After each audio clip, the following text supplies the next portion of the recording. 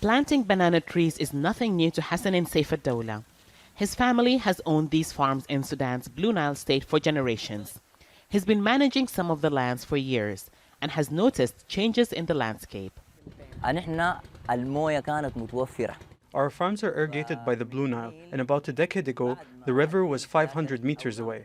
But since the increased height of the dam, the flow of the Nile River has changed. In some parts, the water levels have gone down, and in others, there's an increase. So our production in some parts increased and decreased in others. It all relies on the dam and its operation.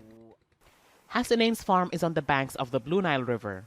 The water is controlled by the Roseires Dam, built more than half a century ago to irrigate farmland. It's also one of the main sources of hydroelectricity.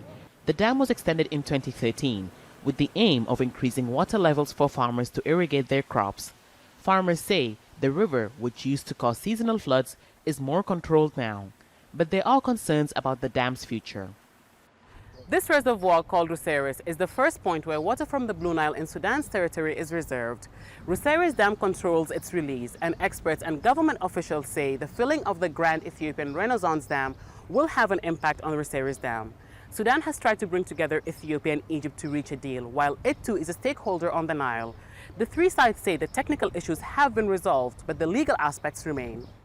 Sudan's government is also concerned about the safety of the giant new dam and says Ethiopia has failed to provide any safety guarantees.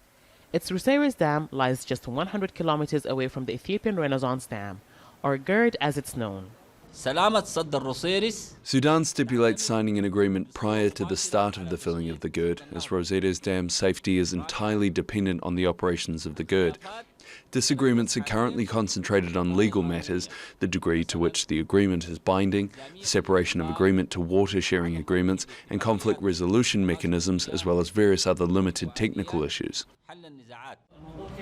Analysts agree that mismanagement of Ethiopia's Grand Dam will affect the irrigation of farmlands in Sudan. The capacity of Roseires is 6 to 7 billion cubic meters, but the GERD's is 47 billion. If the water released by the GERD is above Roseires' capacity, that would lead to its destruction.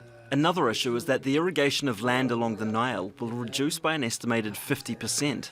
Farmlands need a mix of the wet and dry seasons, so the agricultural patterns will be affected. Hassanin expects any changes to the Blue Nile's flow will further change the landscape of his home, but he hopes to continue growing crops just like his ancestors have done for generations. Hiba, Al Jazeera, Roseires, Blue Nile State.